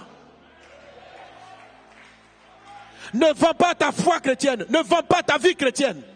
Ne transige pas là-dessus. Sois un Joseph, sois un Daniel, sois comme Jésus. Ton oui est oui, ton non est non. Je ne vole pas, je ne vole pas. Je ne mens pas, je ne mens pas. On dit Martini, je ne peux pas mentir. Dieu cherche des hommes qui ont des principes, qui ont du caractère. C'est ce qui manque. C'est un des éléments principaux qui fait que Dieu ne lève pas les gens. Juste ça. Juste ça. Quand tu as défini des heures de prière, tu les gardes. Le jour où tu seras chef d'État, tu vas prier. Si tu ne pries pas, si tu n'as pas du caractère sur ta vie de prière, les réunions, les sollicitations, les voyages vont balayer ta vie de prière. Tu ne seras plus en communion avec Dieu. Les responsabilités vont balayer ta vie de prière. Dieu veut t'élever. Mais est-ce que tu arrives à maintenir tes 3 petites heures de prière par jour? Tu n'arrives pas. Demande à Dieu la force d'y arriver. Et il va t'élever. Parce qu'il sait que quand toi tu dis, tu le fais. Quand tu dis, tu le fais. Sois béni au nom de Jésus. 4e test. Le test du revêtement du manteau. Peut-être que j'ai expliqué ça à une session. Jacob a donné un vêtement multicolore. Ça, c'est le revêtement. Et les frères de Joseph ont été jaloux à cause de l'habit. Pourtant, c'est leur père. Ça veut dire que tous les vêtements qu'ils ont portés depuis les enfants, c'est lui qui les a financés. Même si c'est les mamans qui sont partis acheter, les frères n'étaient pas nus. Pourquoi le jour où papa vient offrir une tenue à leur frère, ça les met autant en colère? Parce qu'ils ont compris que l'habit n'était pas un habit comme les autres. Sinon, l'habit qu'il portait, ça venait de qui? C'est le père de famille. Ce sont ses moutons dont il prenait charge. Donc, il s'habillait avec son argent. Parce que l'habit transportait quelque chose. C'est ce qu'on appelle le manteau. Le manteau. Amen. Dans la notion de filiation, je vais vous dire quelque chose. Quand on va de la filiation, il faut savoir, Dieu va vous connecter à un moment donné dans le ministère avec des pères. Parce que Masolo, c'est un père. Et il y a plusieurs, quand quelqu'un rentre dans cette dimension, et que Dieu vous savez, Dieu ne te donne pas la nation. Dieu donne la nation. C'est une affaire de lignée. Quand Dieu te connecte à un père, sois un fils. Tout à l'heure, j'ai parlé de fils de Dieu. Mais sois un fils pour ton père. C'est ce que Salomon dit en Proverbe 4.3. Il explique pourquoi il est venu au pouvoir. Il dit, j'étais un fils pour mon père. C'est du pléonasme. Ça veut dire, c'est 2 fois dit la même chose. Mais il est en train de dire, David, mon papa avait beaucoup d'enfants. Mais moi, j'étais un fils pour lui. C'est pourquoi l'héritage de l'influence est rentré dans sa vie. C'est une affaire de postérité. Abraham a eu 2 enfants. Mais la postérité d'Abraham, c'est Isaac. Isaac a eu des jumeaux. Sa postérité, ce n'est pas Ésaü, c'est Jacob. Jacob en a eu 12. Sa postérité, ce n'est pas les 11 autres, c'est Joseph. C'est Joseph. Est-ce qu'on est ensemble? Alléluia. Si Dieu t'a connecté à cette vision, il t'a connecté à un père, sois un fils. Et Satan va te tenter d'être déloyal. S'il a coupé ta loyauté vis-à-vis de ton père, tu verras, ton ministère ne va pas aller quelque part. S'il lui avait donné les nations, Dieu t'a connecté avec lui pour que tu surfes là-dessus pour prendre les nations. Tu vas briller, tu vas être un prédicateur excellent. Mais le jour où Dieu t'a connecté avec un père à qui il a donné les nations, si tu es déloyal avec cet homme, toi aussi, tu perdras. Tu perdras. Tu n'es plus fils d'eux. Tu n'es pas dans la lignée pour que tu influences les nations. Tu vas prêcher, tu vas faire l'œuvre, tu vas agir, tu vas faire des entreprises, mais ça n'aura pas un impact. Parce que la filiation est ce qui transporte la possession des nations. La filiation. L'héritage des nations est un don. Tous les frères de Jacob, aucun n'a influencé les nations. Joseph seul. Parce que c'est lui, il a dit, Jacob. Voici la postérité de Jacob, Joseph. Donc, dès cet instant, l'héritage d'Abraham était sur lui. Et il est rentré en Égypte. Il est devenu une bénédiction pour la nation égyptienne et pour toutes les nations. Les autres sont restés avec leur père. Ils ont profité de ce que Jacob avait acquis. Joseph avait acquis. Joseph, bon, ça je ne vais pas le dire. Quelqu'un est avec moi. Donne un bon amen à Jésus. Donne un bon amen à Jésus. Tu dois rester fils. Tu dois marcher fils. jusqu'à recevoir, pas l'onction de ton père, mais le manteau, le manteau, le manteau. Le manteau est différent de l'onction. Le manteau est plus que l'onction. Le manteau est plus que l'onction. C'est pourquoi cet habit a créé autant de problèmes. Parce que ce qu'il lui avait remis, c'était « tu es mon héritier ». Et c'est cette bataille-là qu'a vécu Élisée. Élisée cherchait pas. Tous les fils de prophètes, dans l'histoire de 2 Rois chapitre 2, qui marchent, sont des fils spirituels du prophète Élisée. Mais mais Élisée seul a pris le manteau. Les autres ont pris l'onction. Et cette histoire est belle. Juste un aperçu. Cette histoire est superbe. Elle vous explique comment on valide ce test. La Bible dit, quand Élie allait remettre le manteau, il a quitté Gilgal. Gilgal, c'est l'endroit où on a fait la circoncision du cœur. Élisée était avec lui à Gilgal. Après, ils arrivent à Bethel. Élie dit à Élisée, reste à Bethel. Élisée lui répond, ton âme est vivante, je vais te suivre toujours. De Bethel, ils arrivent à Jéricho. De Jéricho, ils arrivent au Jourdain. Et à chacune des étapes, les différents fils du prophète Élie se sont arrêtés à leur niveau. Élisée seul est le seul qui a fait Gilgal, Bethel, Jéricho, Jourdain. Il a suivi son père jusqu'à ce qu'il rentre après le Jourdain. Et maintenant, le manteau est tombé et il a pris le manteau. Chacune des autres écoles transportait, les gens ont pris l'onction de leur père, mais pas le manteau. Quand Élisée demande, je veux la double portion de ton esprit, la double portion, ce n'est pas 2 fois l'onction. C'est le terme pour dire l'héritier principal. L'héritier principal recevait 2 fois la portion. Décrit dans le livre de la Genèse, j'oublie la référence. Donc c'est de ça qu'il parlait. Il dit, tu as beaucoup d'enfants spirituels, mais je veux prendre ton héritage. Aucun des autres prophètes n'a conquis les nations comme Élisée. Parce que dans Élie, il y avait une onction prophétique sur les nations. Il ne pouvait pas transmettre ça à tous ceux à qui il prêchait. Il fallait quelqu'un qui prenne le manteau. Et le manteau n'est pas donné à tous. Dieu prend quelqu'un dans une génération et puis il l'habille. Parce que généralement, cette personne même a été un fils. Et il va te connecter. Et tu auras toutes sortes de choses pour te dissuader de continuer à le suivre. Mais Élisée l'a suivi. Élisée était à Gilgal. Gilgal, c'est le changement du cœur. Donc Élisée a pris le cœur de Élie. Les autres ils n'ont pas pris le cœur. Il arrivait à Bethel. Il y avait des fils de Bethel. Les fils de Bethel. Bethel, c'est l'endroit où on ouvre le ciel. Ça, c'est ceux qui ont la vie de prière de leur père. Les ouvreurs du ciel. Donc, ils prient comme Pasteur Marcelo. Mais ils n'ont pas fait le Gilgal avec Pasteur Marcelo. Ils n'ont pas le cœur. Vous ne pouvez pas prendre le manteau si vous ne prenez pas le cœur d'une personne. Vous pouvez prendre sa vie de prière. Vous pouvez prendre son onction de prière. Ça, c'est Bethel. Après Bethel, ils sont arrivés à Jéricho. Jéricho, c'est l'endroit où on crie et puis les murailles s'écroulent. C'est la parole. C'est l'art de la prédication. C'est l'art de parler. Les murailles tombent. Il y a des gens qui vont prendre la prédication.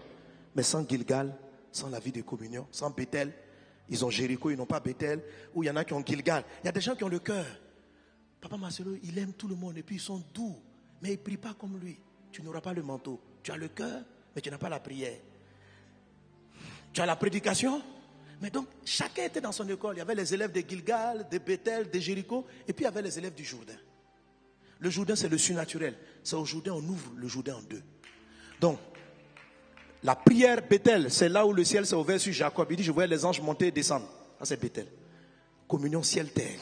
Jéricho, l'art de la parole qui fait tomber les murailles. Jourdain, l'endroit où l'eau soit. Donc, il y avait les gens du Jourdain, c'est les gens du surnaturel, le miracle. Mais quand Élisée est arrivé à eux, ils sont restés derrière. Et Élisée a traversé avec Élie. Et c'est là qu'il a reçu le manteau. Il y avait des fils. Mais Joseph a reçu l'habit. Prends ton habit au nom de Jésus. Prends le manteau au nom de Jésus. Donc pendant que vous êtes dans la maison du Père, s'il vous plaît, la Bible dit Joseph paissait les troupeaux de son père. Paissez les troupeaux de votre père. C'est ici que vous allez être qualifié pour le sommet. C'est quoi le cœur du pasteur Marcelo? C'est quoi sa communion avec Dieu, son Bethel? C'est quoi son Jéricho? Qu'est-ce que Dieu lui a donné comme message? C'est quoi le surnaturel de Dieu dans sa vie? Prends toutes ces onctions-là. Ne dis pas, moi je n'aime pas prêcher comme lui. Prêche comme lui. Jacob. Voici la postérité de Jacob. Joseph. C'est-à-dire que quand Jacob regarde Joseph, il se voit. Il dit parce qu'il l'avait eu dans sa vieillesse. C'est-à-dire qu'il voyait en Joseph le cumul de toutes ses expériences, de toutes ces années. Le manteau d'un homme de Dieu, ce n'est pas l'onction. C'est le cumul dans le temps de ce qu'il a acquis, ses expériences, son cœur, comment Dieu l'a forgé avec le temps. C'est un test à 4 niveaux, à Gilgal, à Bethel, à Jéricho, le test du manteau.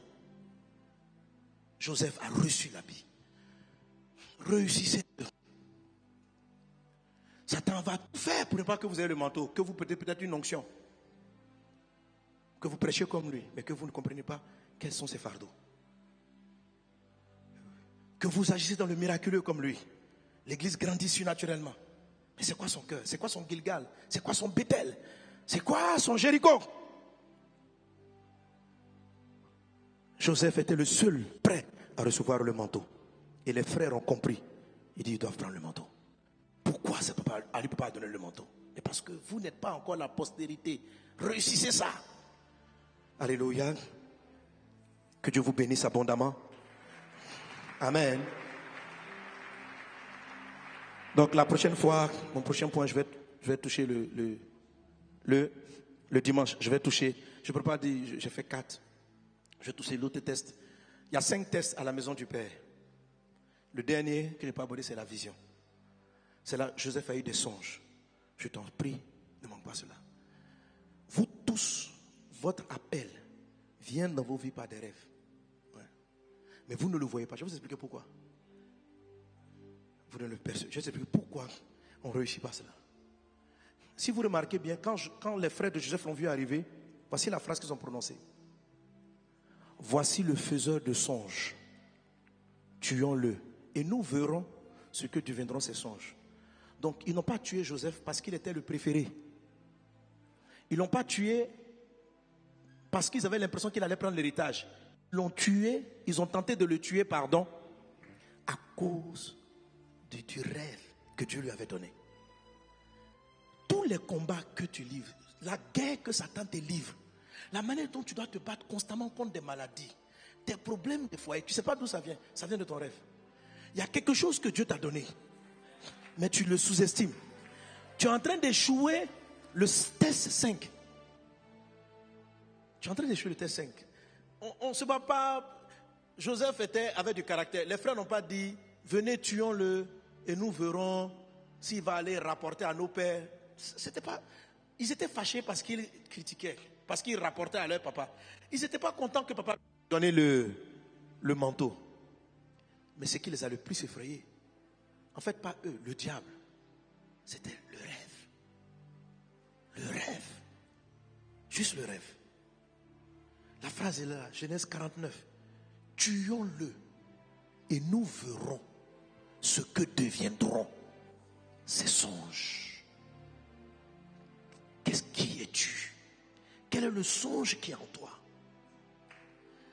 Le jour où tu le perçois, tu vas comprendre pourquoi tu te bats autant et pourquoi ta vie est compliquée.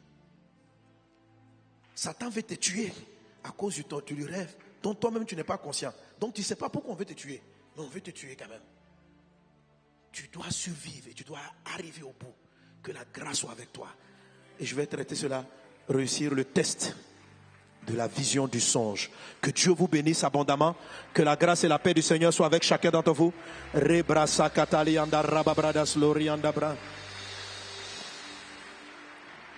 On a dit on va appeler Dieu Papa. Donc note bien le test des bénédictions. Je dois déclarer des paroles de bénédiction et non de malédiction. Le test de la filiation. Je suis fils de mon Père. Je dois surfer avec cet esprit. Dieu est mon papa, Dieu est mon papa. Donc cultive ça. Quand tu pries, même quand tu dis l'Éternel, tu dis oh Éternel mon Dieu mon Père, mon Père, mon Père, mon Père, mon Père. Voilà. Tu dois réussir le test en étant sachant de quel fils spirituel tu es, ta maison spirituelle, ton père spirituel, et savoir te connecter et rester loyal, fidèle. Le cœur et les différentes étapes. Tu dois réussir le test du caractère. Savoir dire oui et oui, non et non, valider cela. Commence par des petites choses que tu décides de faire. Dieu va t'aider. Demande-lui la grâce. Dis Seigneur, j'ai échoué au test du caractère plusieurs fois. Seigneur Esprit, peux-tu me donner la force? Mes amis, nous sommes forts par sa grâce toute puissante. Sa grâce va te soutenir. Il te donnera du caractère. Tu seras ce qu'il souhaite que tu sois. Si Dieu t'a donné une vision, c'est qu'il peut te donner le caractère. Mais il faut que tu choisisses. Seigneur Dieu des cieux, que ton nom soit béni, que ton nom soit glorifié. Père, j'ai partagé ta parole avec tes serviteurs. Merci parce que tu fais sortir de nos bouches les paroles de grâce et de bénédiction. Merci Seigneur Dieu parce que nous sommes fils du Père, de notre Père qui est dans les cieux. Merci parce que tu nous donnes de savoir nous identifier au Père à qui tu as donné les nations et à qui tu nous as connectés. Merci Seigneur Dieu pour le test du caractère. Donne-nous ton caractère. Merci pour le manteau. Apprends-nous à faire Gilgal, apprends-nous à faire Jéricho, apprends-nous à faire Bethel, apprends-nous à passer le Jourdain. Ah Dieu des cieux, nos yeux sont sur toi. Béni sois-tu roi des rois, nul n'est comparable à toi au siècle des siècles. Au nom de Jésus, Amen. Que Dieu vous bénisse abondamment. Amen.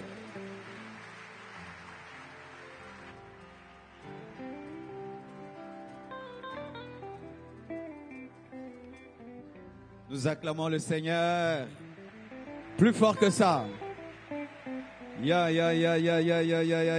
Qui a déjà entendu ça? Qui a entendu pour la première fois?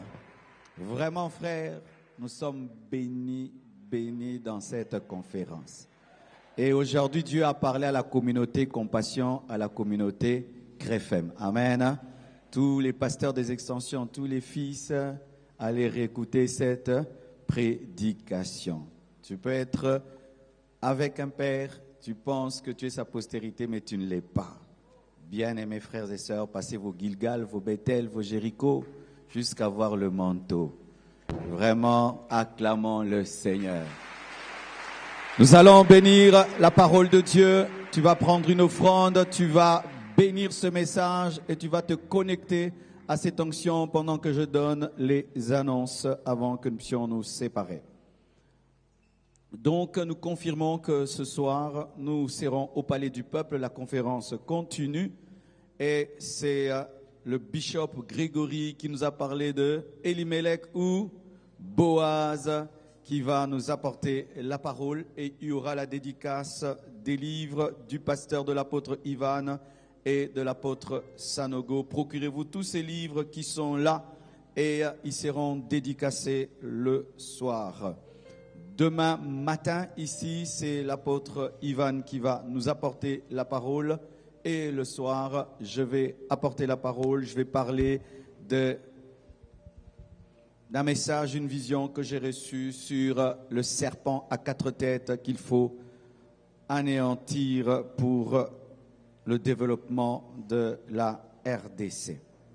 Vous avez pris des enveloppes, n'oubliez pas de les ramener demain, sinon le dimanche.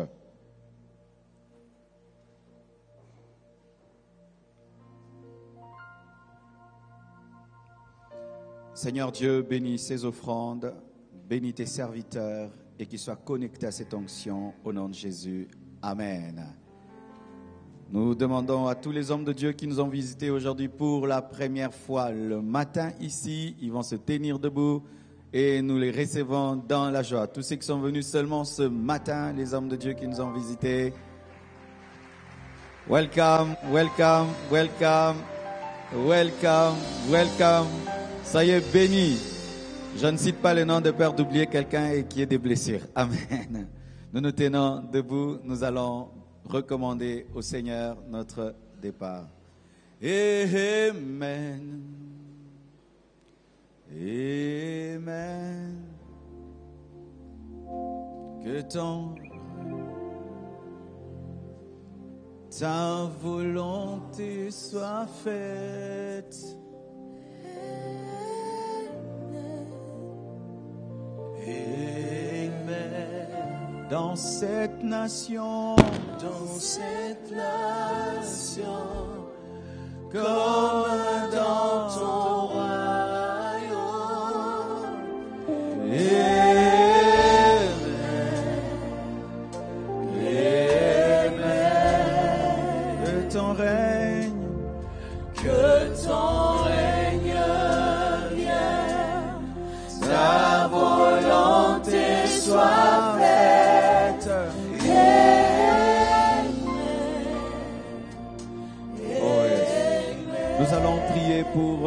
la réunion de ce soir.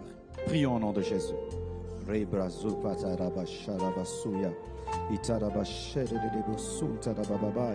Seigneur, nous proclamons la victoire. Nous proclamons la victoire sur les œuvres de ténèbres. Nous prions, Père, que tu attires nombreux ton peuple. Nous prions que tu oignes ton serviteur, le bishop Grégory. Nous détruisons, nous anéantissons, nous paralysons tous les plans de Satan. Au nom de Jésus-Christ, nous paralysons toute attaque par le vent, toute attaque par l'eau, toute attaque par le feu, toute attaque par le feu, toute attaque par le feu, toute attaque par le feu. Nous paralysons toute attaque par le feu, toute attaque par le feu. Toute attaque par le feu, nous paralysons toute attaque par le feu, toute attaque au nom de Jésus-Christ de Nazareth.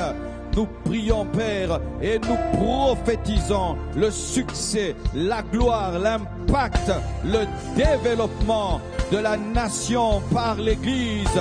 Au nom de Jésus-Christ de Nazareth, que le feu du Saint-Esprit nous scelle et que le sang de l'agneau nous scelle. Au nom de Jésus-Christ de Nazareth, vous êtes bénis, bénis et bénis.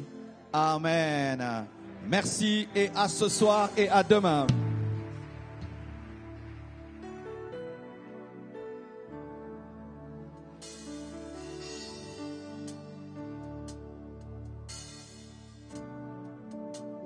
Et ton amour pour moi, tu m'as toujours aimé, sans relâcher ton amour n'abandonne pas. Bien que je sois imparfait, tu es fier de moi. Rien ne pourra changer ton amour pour moi. Aucune tempête ne m'abandonnera. Au milieu des faux, je reconnais le son de ta voix m'appeler à toi. Tu traverses le mer si je me noyais.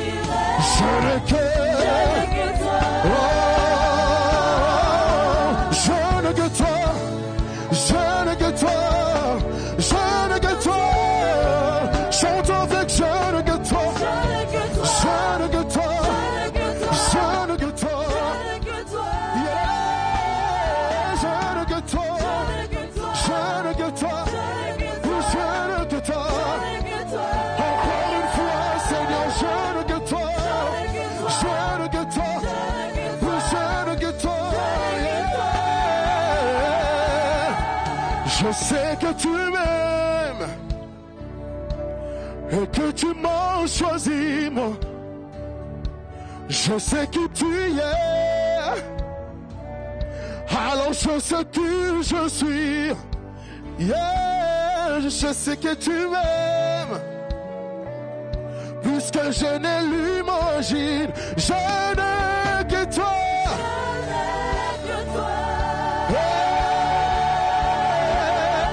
Je sais que tu m'aimes, et que tu m'as choisi. Je sais que tu es, alors je sais que je suis moi. Yeah. Je sais que tu m'aimes, puisque je n'ai l'imagine. Oui, je n'ai que toi.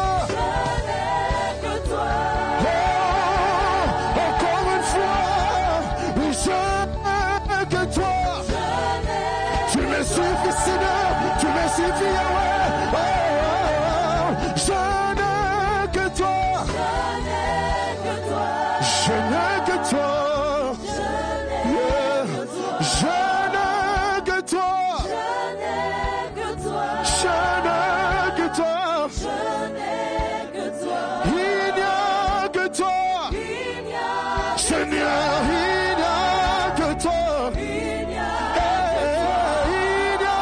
que toi. Il n'y a que toi. Je te vois, Seigneur, je n'ai que toi. Yahweh, je n'ai que toi. Je n'ai que toi. Je n'ai que toi, Yahweh. Oh, j'irai. Oh, j'irai. Je n'ai que toi. En toutes circonstances, je serai comblé. En toutes circonstances, yeah, je serai comblé. En toutes circonstances, yeah, je serai comblé. Yeah, en toutes circonstances, oh, je serai comblé. Oui, en toutes circonstances, yeah, je serai comblé. En toutes circonstances, yeah, j'irai.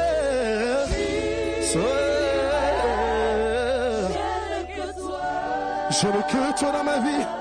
Je n'ai que... Je crois pour ma part que l'Église doit tout d'abord apporter l'Évangile afin d'amener un réveil spirituel. Je crois que l'Église doit influencer le social. Quelque chose m'a toujours étonné dans la parole de Dieu, c'est que Moïse est allé au sommet de la montagne, rencontrer le Dieu qui a créé l'or, le diamant et tout ce qu'il y a de précieux sur cette terre. Mais lorsqu'il rentre, il revient les mains bredouilles, mais avec une vision. Construire un tabernacle dans lequel il fallait qu'il y ait de l'or, qu'il fallait qu'il y ait des tissus de très grand prix. Et vers qui il va vers le peuple. Alors j'ai compris que Dieu donne la vision, mais sa provision pour la vision est cachée dans le peuple. Le Seigneur nous a donné une grande vision, prêcher l'évangile dans le monde entier, en utilisant tous les canaux possibles, mais nous avons besoin de toi, nous avons besoin de vous pour y arriver. Pour la construction du temple, pour renouveler le matériel, pour implanter des extensions, pour organiser des conférences, nous avons besoin des moyens financiers. Pour ceux qui sont au Congo, vous pouvez utiliser les moyens locaux, M-Pesa, Orange Money et tout le reste. Et pour tous ceux qui sont à l'étranger, vous pouvez utiliser vos cartes bancaires, vous pouvez utiliser PayPal et des virements. Et sachez que cela arrivera et sera utilisé à bon escient. Et que vraiment Dieu vous bénisse, car l'arroseur est toujours arrosé. Soyez bénis. Amen.